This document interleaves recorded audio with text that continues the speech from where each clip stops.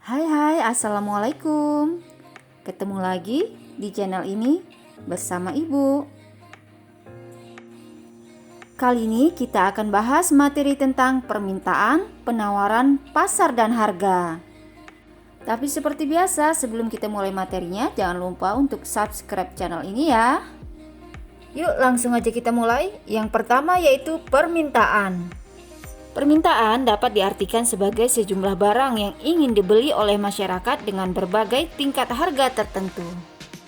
Jadi saat kita membahas tentang permintaan, kita tempatkan diri kita seolah-olah sebagai pembeli agar mudah menghayati makna dari permintaan. Oke? Selanjutnya kita akan bahas faktor-faktor yang mempengaruhi permintaan. Ada 7 faktor yang mempengaruhi permintaan. Yang pertama yaitu harga barang. Harga suatu barang akan mempengaruhi banyaknya jumlah barang yang diminta. Jika harga barang naik, maka jumlah barang yang diminta berkurang, dan sebaliknya, apabila harga barang turun, maka jumlah barang yang diminta akan bertambah. Faktor yang kedua yaitu pendapatan masyarakat. Pendapatan yang diperoleh oleh seseorang akan sangat mempengaruhi permintaan terhadap suatu barang. Jika pendapatan rata-rata setiap orang naik, maka jumlah barang yang diminta akan bertambah. Dan sebaliknya, jika pendapatan turun, maka jumlah barang yang diminta akan berkurang. Faktor yang ketiga yaitu selera masyarakat. Selera sangat mempengaruhi permintaan seseorang. Jika seseorang tersebut sangat menyukai suatu barang, walaupun harganya mahal, barang tersebut tetap akan dibeli. Namun sebaliknya, jika orang tersebut tidak selera terhadap suatu barang, walaupun harga barang itu rendah atau murah, maka tidak akan dibeli. Faktor yang keempat yaitu kualitas barang. Setiap orang menginginkan barang yang berkualitas, sehingga kualitas sangat mempengaruhi permintaan. Jika kualitas terhadap suatu barang sangat bagus, maka permintaan terhadap barang tersebut akan tinggi. Namun sebaliknya, jika kualitas barang tersebut jelek, maka permintaan terhadap barang tersebut akan berkurang. Faktor yang kelima yaitu harga barang lain. Banyak sedikitnya jumlah barang yang diminta biasanya dipengaruhi juga oleh harga barang lain. Misalnya, harga kopi lebih mahal dibandingkan dengan harga teh, maka masyarakat cenderung membeli teh yang harganya lebih murah. Tetapi sebaliknya, jika harga kopi lebih murah dari teh, bagi mereka yang uangnya terbatas, maka masyarakat akan membeli kopi. Faktor yang berikutnya yaitu jumlah penduduk. Bertambahnya jumlah penduduk suatu negara, maka akan sangat mempengaruhi permintaan terhadap suatu barang. Kemudian faktor yang terakhir yaitu ramalan masa depan. Masyarakat akan menambah permintaan terhadap suatu barang kalau diperkirakan harga barang tersebut di masa yang akan datang harganya akan naik. Berikut ini adalah gambar kurva permintaan. Kurva permintaan menggambarkan sifat hubungan antara jumlah permintaan barang atau jasa dengan harga dalam berbagai kondisi.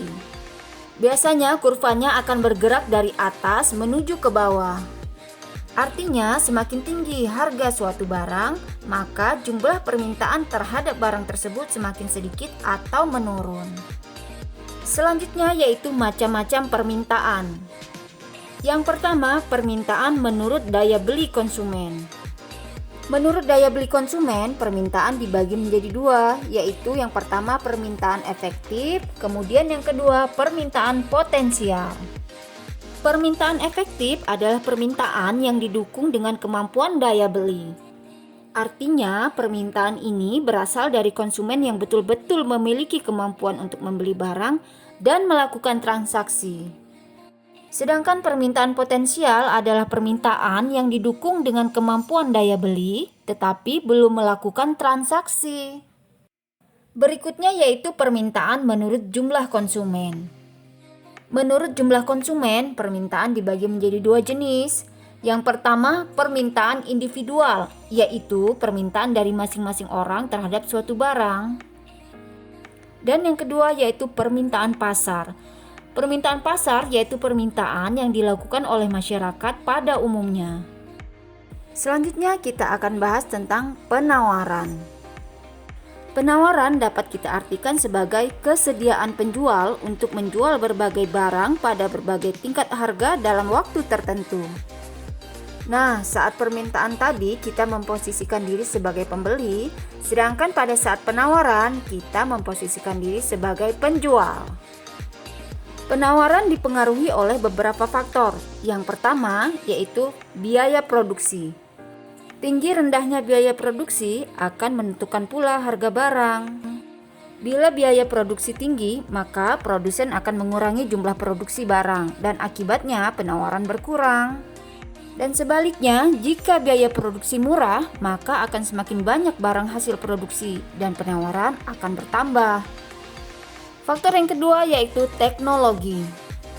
Semakin tinggi teknologi yang digunakan dalam produksi barang, maka kualitas dan jumlah barang hasil produksi bertambah, dan ini berpengaruh pada naiknya jumlah penawaran. Faktor yang ketiga yaitu harapan akan mendapatkan laba. Dengan harapan memperoleh keuntungan atau laba yang banyak, maka produsen berlomba untuk meningkatkan produksinya, serta memperluas dan mengembangkan usahanya guna memperoleh keuntungan yang besar. Faktor yang terakhir yaitu faktor-faktor non-ekonomi. Yang termasuk ke dalam faktor non-ekonomi yaitu seperti bencana alam, larangan impor, dan kebijakan pemerintah akan sangat berpengaruh pada penawaran. Nah, berikut ini adalah gambar dari kurva penawaran.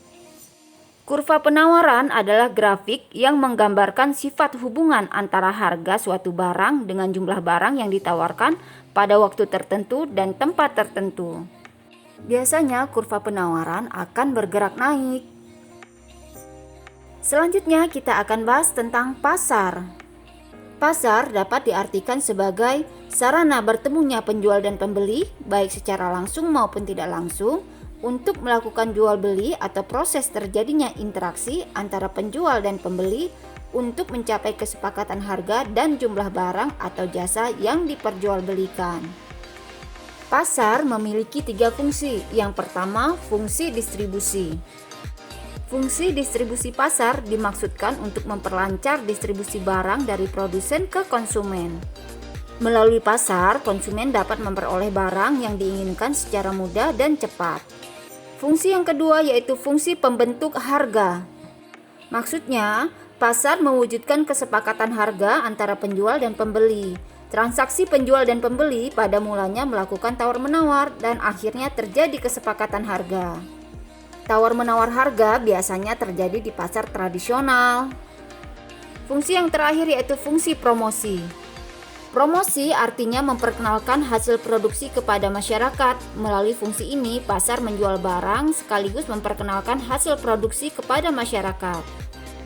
Barang dagangan biasanya dipajang di tempat yang terlihat oleh konsumen. Selanjutnya yaitu macam-macam pasar. Yang pertama yaitu macam-macam pasar menurut wujudnya. Ada pasar konkret dan pasar abstrak. Pasar konkret adalah pasar nyata atau pasar yang unsur-unsur pasarnya seperti penjual, pembeli, dan barang yang diperjualbelikan ada di situ. Contoh dari pasar ini adalah pasar yang setiap hari kita kunjungi untuk membeli barang-barang kebutuhan sehari-hari. Pasar abstrak yaitu pasar yang antara penjual dan pembeli dan barang yang diperjualbelikan tidak dapat bertemu langsung di dalam pasar. Akan tetapi, transaksi dilaksanakan melalui alat komunikasi dan barang yang diperjualbelikan sudah diketahui betul oleh pembeli. Contohnya seperti kalau kalian ingin pesan pizza, hanya melalui telepon dan barang akan diantarkan ke alamat kamu. Yang berikutnya, macam pasar menurut jenis barang yang diperdagangkan. Yang pertama ada pasar barang konsumsi, yaitu pasar yang memperjualbelikan barang-barang keperluan sehari-hari. Contohnya pasar ikan, pasar buah-buahan, supermarket, atau mall. Yang berikutnya yaitu pasar barang produksi, yaitu pasar yang menyediakan keperluan faktor-faktor produksi. Contohnya di antara lain yaitu pasar tenaga kerja. Berikutnya yaitu macam-macam pasar menurut luas jaringan distribusi. Yang pertama yaitu pasar setempat. Pasar setempat yaitu pasar yang digunakan oleh masyarakat di wilayah sekitar dan melibatkan penjual dan pembeli di sekitar daerah tersebut. Yang kedua yaitu pasar nasional. Pasar nasional yaitu pasar yang cakupan pembelinya dalam wilayah suatu negara. Penjual dan pembelinya berasal dari berbagai daerah di wilayah negara tersebut. Kemudian yang ketiga yaitu pasar regional.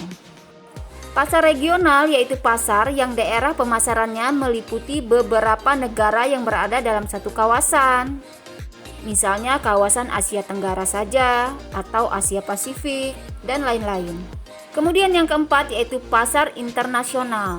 Pasar ini yang menyediakan komoditas barang dagangan untuk rakyat seluruh dunia. Selanjutnya yaitu jenis pasar menurut waktu penyelenggaraannya. Yang pertama ada pasar harian, yaitu pasar yang melakukan kegiatan setiap hari dan menjual barang-barang kebutuhan pokok sehari-hari. Yang kedua yaitu pasar mingguan. Pasar mingguan adalah pasar yang dilaksanakan seminggu sekali, misalnya hari Minggu saja, hari Jumat saja, atau hari Rebo saja. Yang ketiga yaitu pasar bulanan, yaitu pasar yang kegiatannya sebulan sekali.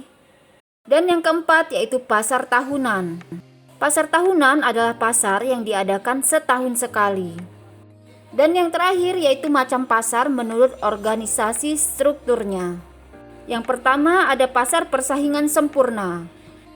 Pasar ini di dalamnya banyak terdapat penjual dan pembeli yang sama-sama telah mengetahui situasi pasar. Kemudian barang yang diperjualbelikan homogen atau sejenis. Penjual dan pembeli tidak bebas menentukan harga karena harga ditentukan oleh kekuatan pasar. Contohnya pasar sayur-sayuran, pasar buah-buahan, pasar tekstil, dan lain-lain. Dan yang terakhir yaitu pasar persaingan tidak sempurna. Pasar ini adalah pasar yang penjual dan pembelinya memiliki kebebasan dalam menentukan harga dan jumlah barang yang diperjualbelikan. Selanjutnya yaitu harga. Harga ialah nilai tukar suatu barang yang dinyatakan dengan uang. Dalam ilmu ekonomi, yang dimaksud dengan harga pasar ialah harga yang disepakati pihak penjual dan pembeli, dan pada harga ini barang yang diminta sama dengan jumlah barang yang ditawarkan. Harga pasar dapat disebut juga sebagai harga keseimbangan, karena pada harga tersebut ada keseimbangan antara jumlah barang yang ditawarkan dan jumlah barang yang diminta seimbang. Oke, itu tadi materi kita tentang permintaan, penawaran, harga, dan pasar. Terima kasih sudah menyimak. Assalamualaikum.